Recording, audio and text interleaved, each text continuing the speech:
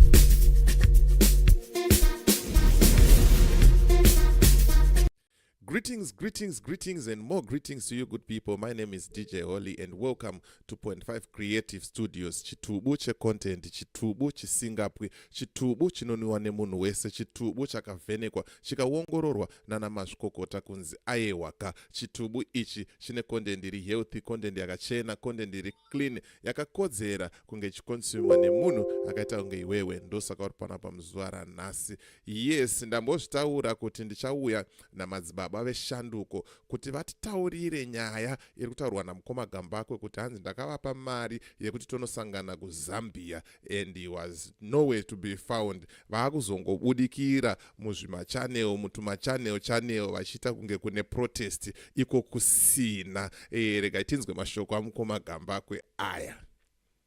What I'm trying to say to you is most of the people that you see in public, they're actually not part of any opposition. They are fake. Like they pretend to be opposition, but they are not opposition. When I was in Zambia a month ago, Jeff Judah came to Zambia with some other people, and they pretended that they wanted to do a protest. They went to where the CCC guys were, and instead of having a protest, they spent the whole day just walking around in Lusaka. They didn't come to the venue of the protest. People like Mazbaba Shanduko, we paid the money. I gave Mazbaba Shanduko money to come to Lusaka, and he didn't show up. He took the money, used it, and he's disappeared ever since. And now he appears on various channels, pretending as if there's a protest. Everyone right now talking about the protest is working for Mnangagwa. They are actually working with Mnangagwa to try to get you guys confused. There's a lot of an attempt to get you confused. Right, mamanzwa mashoko amukoma Gambakwe achitaura. Right now on the line ndina madzibaba veshanduko. Madzibaba veshanduko makadi. Tiripo makadiyo muriseo kwa muri mukoma wangu. Aiwa ini ndiri nani kuri seiko. Aiwa nyasha dzirungoti chengeta. Paita nyaya hombe, nyaya iri kupisa, nyaya yekuti hanzi imimi makapiwa mari namukoma Gambakwe yekuenda kuZambia kunoprotesta, but hanzi makamba mapinda mubako mba mafuga musoro, hamuna kuzombowanika futi, makutanga kuchibudikira ezvino izvi kunge pane demonstration. Yes, aiwa ndongoti wo maswera sei vana veZimbabwe kumatima nenyika. Nari diaspora pamusoro iyi nyaya iri kutaurwa namukoma Gambakwe inyaya yedata ravakandipa vachiti varikuda kundi interview. Ndo zvandinoziva kutaura pana Mwari pakutaura pachokwadi ndochekutanga nanga. But semunhu amenoti akawanawo kupi namba dzangu handitika inini ndine maadvisor angu kupolitics dzinofamba napresident advocate Nelson Chamisa. Number 2. Right. Yes. Saka munhu uyu kwayo ndakanga ndatoziva inenzi tamba chidembo muswe takadi zvedu takabata. uyezve vakanyangira pane tsumo inotaura ichiti vakanyangira yadi yaona. Saka zvese zvaaita Gambakwe achida kundiinterview achinditumira mamwe majournalist namba dzavo ndinadzo nemamwe maCIO aishanda nawo namba dzavo ndinadzo zvese ini ndaitotrepawo futi zvese ndakabva ndatoona zvese kuti ndindoda kutambwa ndaitoshandwa ipapo. Alright, saka chikuru chamuri kutaura chikuru pane nyaya yatisataenda kumberi ndechekuti hamuna kupiwa mari yekuenda kuZambia. Pana Mwari ndinotsumudza ruoko katatu handina mari yandikapirwa yekuenda kuZambia. Ndakapirwa akasenda mari yedata achiti ane interview neni ini ndebva ndaavoida interview yacho because ndaitoziva kuti munhu yaaite. Right, muri kuzvinzwira mega kana vachangotanga kuti bata zvamanje manje tina madzibaba veshanduko on the line vari kutaura ivo kuti hapana mari yavakatumirwa yekunzi vaende kuZambia. Ndo chinhu chekutanga ichocho handitika. Mubvunzo wechipiri madzibaba unoda kuzivikanwa nevanhu ndewekuti izvoni hanzi pamakanhingirikina pamakapiwa mari mati hamuna kupiwa mari hanzi mamakanyarara pese apa vamazongobudikira maakunyeba kunge kune demonstration iko kusina. Can you confirm kuti demonstration iriko here kana kuti hakuna? Muri kuona kana tiri kufamba nestruggle yedu yekuti tiwane shanduko munyika tine vanhu vakaita saina ivo vana Gambakwe vavo vanozama kuda kudzikisira zvinhu zvakanaka zviri kurongwa nevana veZimbabwe kuti zviende mberi because maprojects eZANU-PF zvatinotoziva. Saka vanhu vanoda kuzama kuputsira chinhu chakanaka pasi kuda kumhura basa rakanaka riri kuitwa nemacitizens enyika vana veZimbabwe. But isisu manje hatidzokere kumashure. Isisu manje kana ukataura zvinenge zvekundishora zvekuti ndakamunzwa akutaura kuti mutengesi naJeff Judah afana kundonenzanisa politics dzangu naJeff Judah. Jeff Judah anoita politics ari kuSouth Africa. Manzwa ka? Jeff Judah anoita politics ari kuSouth Africa.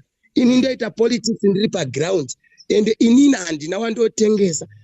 Ndakapirwa motikari kubva Monzora achitanga kundipromisa motikari ndakaramba ndakati ndomira naPresident Chamisa ndinomira nechokwadi. Kwakauya naChabangu kwakauya naWinkinero Chivhayo vakambozama kuda kuisa mazimari nemazimotikari avo ndikazviramba ndikati ndinomira naPresident Advocate Nelson Chamisa. So handina nyangwe munhu unotaura zvinengei nyangwe ukataura wakamira pamusoro pegomo uchindishora ini ndakangomira nechokwadi kuti President Advocate Nelson Chamisa ndiye munhu akawina election ndiye munhu wandinosapota ndiye munhu wandinoda sapresident wenyika. Simple as that. Handina kana mumwe wandinoda kana kuti wandingavharire kana kuti wandingatsvagire dzvene. Ini ndakangomira nechokwadi chinotozikanwa nyangwe neZANU-PF chinozikanwa nenyika yese kuti Emerson Mnangagwa akajiwa akawina President Advocate Nelson Chamisa. Saka zvese vana veZimbabwe vari kuzviziva zvese zvimwe zvaakuitikana naGambakwe nemafazi nemaCIO eZANU-PF kuzama kuda kudzorera vana veZimbabwe zvinhu zvavo kumashure. Saka don't worry, hazvina kana chakatomboipa, hazvina kana kwatiri atimire kusvika zvanaka. Aiwa, ipapo ndiri kupanzwisisa ipapa ndiri kupabata. And then pane mashoko amataura zvamanje manje kuti hanzi ari kundienzanisa politics dzangu nedzaJeff Judah. It seems like kuti Jeff Judah is opposition and mimi muri kuopposition futi but muri kurwira chinhu chimwe chete but zvutange muri mumapato maviri akasiyana. Can you explain kuti zviri kumhonyasofamba sei ipapo uye hondo yacho tinoikunda here kana tane zvibato zvakawanda zvaopposition? Ndosaka ndataura mukoma kuti handienzaniswe politics dzangu naJeff Judah. Inini ndinomira naPresident Chamisa kubva nekubvira ende tichifamba paground kwete zvekuwawata munhu uri kunze ukoona uko. Inini ndinotaura ndiri paground ndichiteera President Chamisa matsimba avo nyangwe kwavaenda kubhinga ndinoteera nyangwe kwavaenda kuBulawayo ndinotevera kwamutoko kuguruve kwacho ndinotevera pavari President Chamisa ndichitevera. Saka zvese zvaakutaurwa kunzi ndakuenzaniswa naJeff Judah. Jeff Judah handisati kana one day randikamuona achiteera President Chamisa.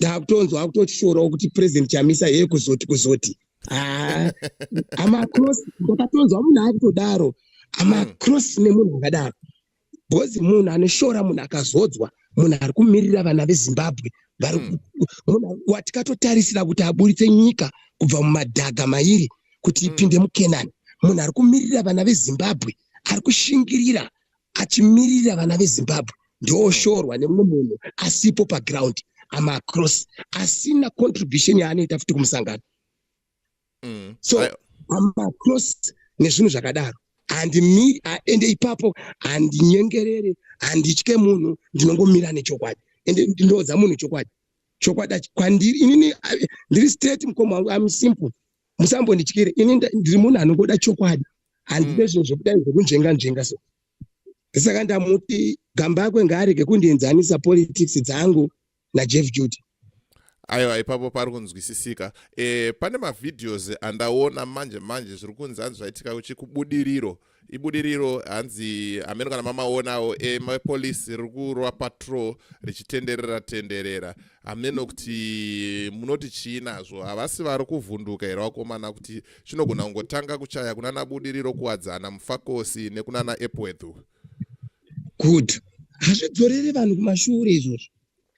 Because izvozvo kutenderera kwemotikari idzodzo that's why muri kuona kana muzvivhitivhiti muri kutenderera musocial media mupurisa akabata plaka flyer akatakura kuti haisi criminal kudemonstrate musoja akabatawo rake plaka havasi kutozvidawo mukatarisa timu yake zhinji iripo paveka masiyaiwo nefazi vanhu veZANU-PF vari kuda kuzama this why ndakakuudzai kuti vakatopiwa zvimainifomo kuti vapinde vatoita basa rekunge mapurisa nemasoja but hazvisi kutidzorera kumashure izvozvo. Right. Yes. Aiwa muri kuzvinzwira vana veZimbabwe muri yeZimbabwe kunzi hanzi hatisi kumira hatisi kudzokera kumashure kunyangwe zvikaoma sei tikuramba takaita sei takadzvanya handitika. And then pane mashoko abuda nhasi makuseni madzibaba weshanduko. Pane akabuda nezuro achitaura kuti president wekuzambia ataura iye kuti haasi kukwanisa kuuya vamwe vari kuti hanzi ati his life is in danger, he is not safe. Vamwe vari kuti hanzi pane kunhamo kwaaenda. And then makusena nhasi pane vamwe 9 mapresident futi ari kunzi haasi kuuya. Saka zvikanzi summit yakanzurwa, demonstration inoramba iriko here kana kuti zvinenge zvavharana? Good. Mukoma ndiwo mubvunzo wanga tichida kubvunza vakuru veSADC kuti mauya kuuya kwamaita ndimi makataura kuti maelections akabirwa zvemhando yepamusoro Emerson akadziwa Nelson Chamisa ndiye akawina.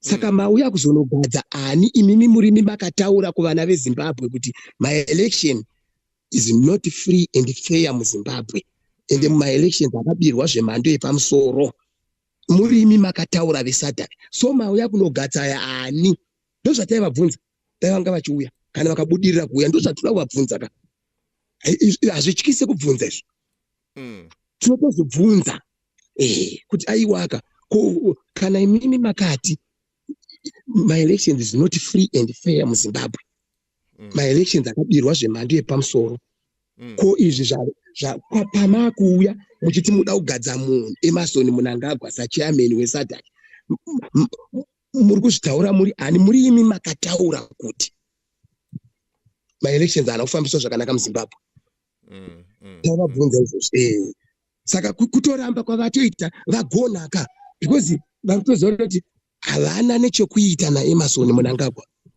havana nechekuita pamusoro paEmerson Mnangagwa because vane nyara vachatya kubvunzwa because international community inenge yakatarisa kuti koSADC vaakupenga here vanotengwa kutongwa vanhu vanopenga vasina dzakakwana chaidzo kuti vanotaura chinhu pidigu vakugadza munhu varivo varamba kuti munhu haana kuhwina.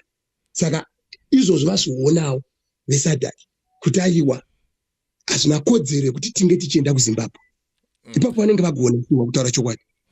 Right. Pane mashoko anowanzoshandiswa neZANU-PF kunzi hanzi nyika dzekunze nyika dzemhiri kwemakungwa dziri kushandisa opposition, hadzidi kuti President Emmerson Mnangagwa vagadzwe. Nyika dzekunze dziri kufurira mapresident kunyanya wekuzambia kuti asaende nenyaya yekuti dzakakepchwa. Amenoti angava mashoko echokwadi here kuti Zambia nedzimwe nyika nevamwe vanhu veopposition vari muZimbabwe vari kupiwa mari nenyika dzemhiri kwemakungwa kuti vapandukire hurumende yeZimbabwe. Idzo ndodzenzi nhema dziri pachena chaidzo. Because chokwadi chiri pachena ndechekuti SADC yakaongorora maelections yakataura mamiriro azvikaita. Ivo vakaita zviginya, vakaita inauguration yavo vakazvigadza. Handinokupanzwa. Zviri pachena vakagadzwa neSADC. SADC yakaramba. Akaenda akaramba kuya kuinauguration. Semunhu ane mapepa, semunhu airana chinhu chacho. Saka chokwadi chiri pachena ndechekuti pari wrong, pari right, panenge pari right. Mukoma. Hatiburi kuona. Saka zvekuda kuzozorana zvisirizvo hazvina kunaka. Varungu vapinda papi? Vari kungorwadziwa vapinda papi ko varungu avo ngavasiye vari kwavo. Vari kungorwadziwawo chete nekutorwa kwekodzero dziri kuitwa vanhu muZimbabwe. Vanhu vari kutochwa, vanhu vari kusungwa vasina mhosva dzavakapara, vanhu vari kungorohwa. Iko zvinezvi muZimbabwe muri kutange mune hondo. Izvozvi ukaona izvezvi yandiri kuona pabudiriro apa haina kumira mushe. Masoja kuti aine pfuti mapurisa haikona. Munyika makutange mune hondo. Isusu hatina kana pfuti kana zvikeni kana banga.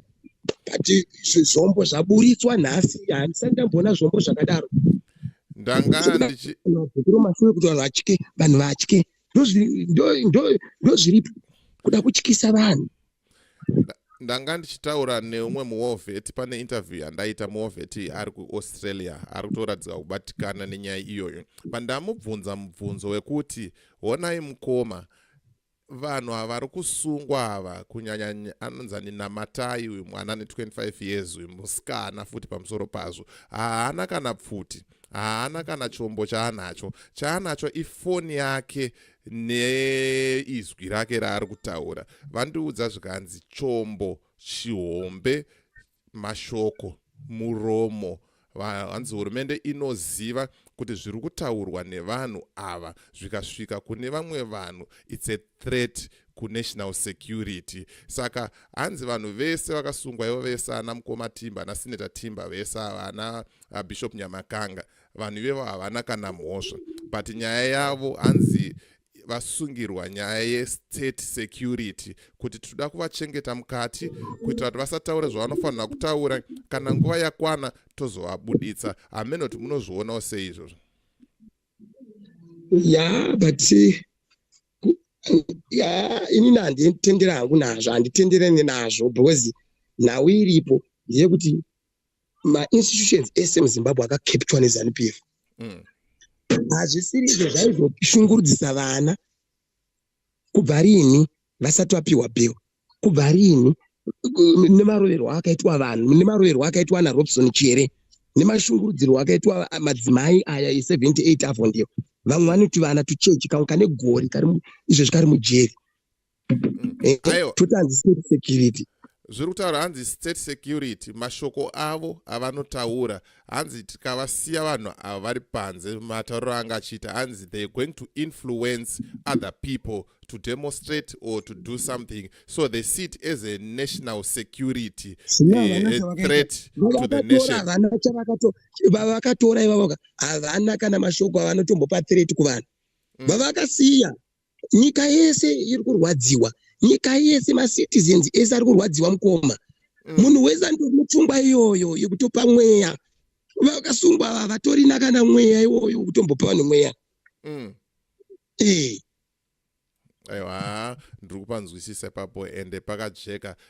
Madzibaba, nguva dzedu ndo dzandiri kumhanyisana nadzo, but ndinokutendai for the update. Ameno kana mizokwanisa kuzotipawo update zvichienda kumberi, kana iri voice note kana chii, muchingotudza kuti zvakamira so. Aiwa, ndinozviappreciata. But nyaya hombe yamataura kune vachangotibata, madzibaba veshanduko havana kumbobvira vapiwa mari naGambakwe, vakapiwa mari yedhata vachida kuita sei, kuita interview, and then vaona kuti munhu uyu ibogus, anogona kundipinza pama1, ndopa wakasiyana nazvo. Handiti havana kupiwa mari iri kutaura kunzi vakaendwa, vakapiwa mari yekuenda kuZambia, ende zvapachena zvaita sei, zvajeka. Saka madzibaba, mashoko enyu ekupedzisira musati maenda, chingotipaiwo kana a minute muchingosimbisa vana veZimbabwe. Yes. Vana veZimbabwe zvakuda kushinga nekubatana zvandogara utaura. Ngatibatanei, ngatirege kumhurana. Tinokurudzirawo masoja nemapurisa, tiri vana venyu tese, musave nedivira mukarerekera, makutoraidza kurerekera kuZANU PF, aiwa tide kudaro. Ende isusu hatina kuti hatikuda kuita zvemhirizhonga, tinoda kuita demonstration yedu iri peacefully, isina kana mhirizhonga, kuratidza kuti tiri kugunun'una nekubirwa kwakaitwa ma-elections naEmerson Mnangagwa neZANU PF. Aiwa, ndinotenda madzibaba eshanduko nenguva yenyu, ndinokutendai zvikuru. Ndichiwedzera ipapo. Munhu anonzi Gambakwe, ndoda kuti ndizivise vana veZimbabwe nevari diaspora kuti ngwarirai munhu iyeye ndiye musiyayewo mufazi chaiye akakwana, because zvese matisepera aindiita nevanhu vaaituma, manhamba acho ese ndinawo, enzwaka nematisepera akatombondiita ekuti ita so ndichimutera zvangu ndichita kunge ndisina chandiri kuziva. Munhu ari kutoshandiswa neZANU PF. Musanzwe vanhu veZimbabwe zvese zvaanotaura pachistudio chake icho kutambisirwa kuti unotofandwa neZANU PF. Vana veZimbabwe, ngwarirai munhu anonzi Gambakwe, ende musashandiswe naGambakwe. Ndapota vana veZimbabwe, ngatibatanei, ngatisiyanei nevanhu vanenge ana Gambakwe vanotodzorera nyika kumashure vachiita mwoyo dzinoirema, kuita mwoyo unge une rudo, usina rudo, mwoyo une utsinye, vachinyepera rudo. Ndatenda vana veZimbabwe, muve nezuva rakanaka. Thank you very much. Muri papo panyaya yamukoma Gambakwe, pane zvandamba ndafunga, pane mashoko akataurwa namukoma Gambakwe futi paclip randamboplaya iri, zvikanzi right now Zimbabwe doesn't need to protest. Protest haina chairi kuchinja, chiri kudiwa idialogue. Ameno kuti munomaona sei mashoko yaya. Ndo unhu hwake mazuva ekutanga aitaura achiconvinza achitaura naBishop Nyamakanga, izvo zvasungisa Bishop Nyamakanga, achiinterviewa Bishop Nyamakanga achiti adaro asungisa munhu. Ndi anenge aitoziva vanhu vekutamba navo ubva vakanditsira mukati, achitaura nesiyayewo, achitaura nefazi.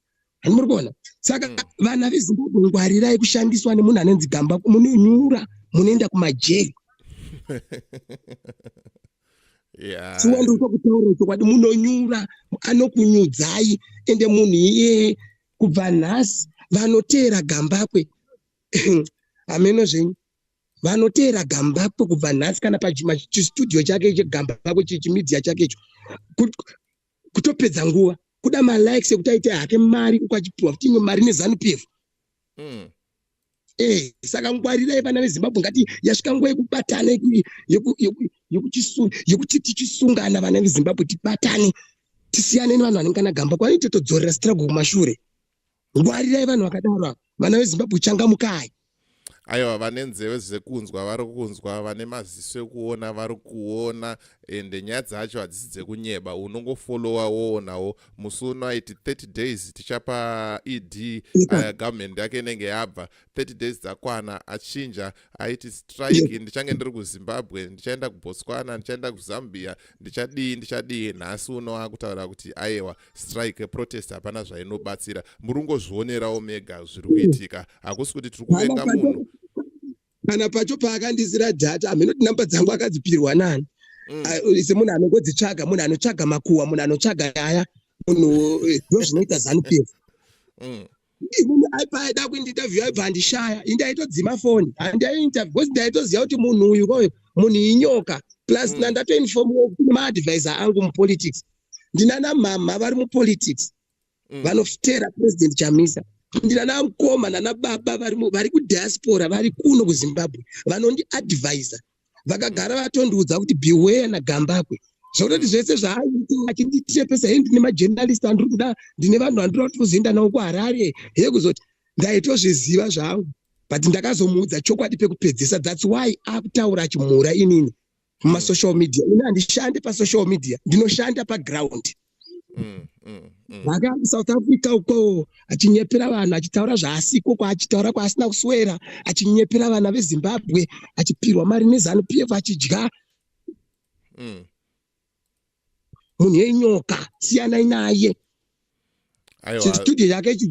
Chistudio yake ngachiparare kubva nhasi. Musateere, musafollowe munhu akadaro kubva nhasi. Ndatenda vana veZimbabwe. Aiwa, ndotenda madzibaba eShanduko. Thank you very much for your time. Nguva dzedu ndo dzatidya zvamanje manje. Aiwa, ndinotenda mukomo wangu muwe nezuva rakanaka. Tinongoti Mwari ngavachengete vana veZimbabwe.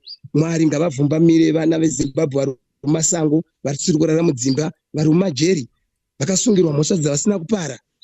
Mwari tinongoti vavhumbamirei.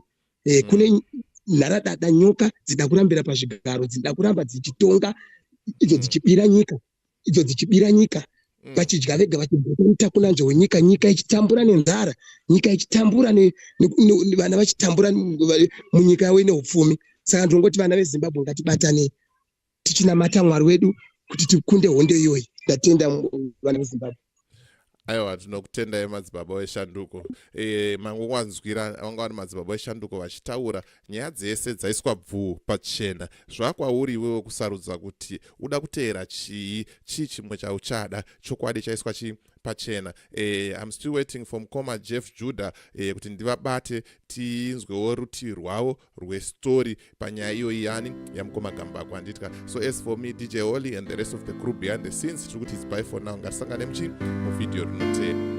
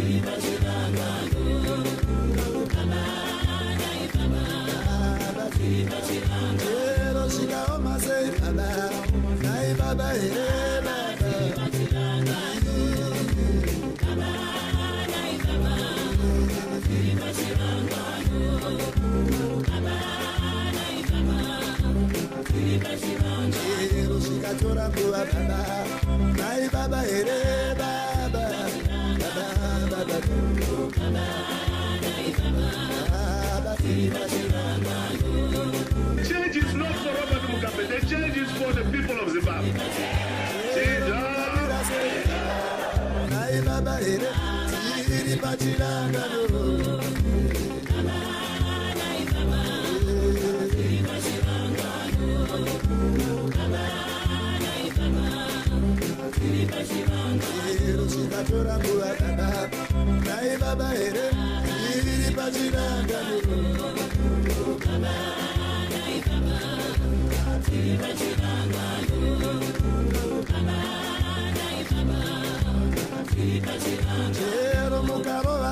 Baba, baba,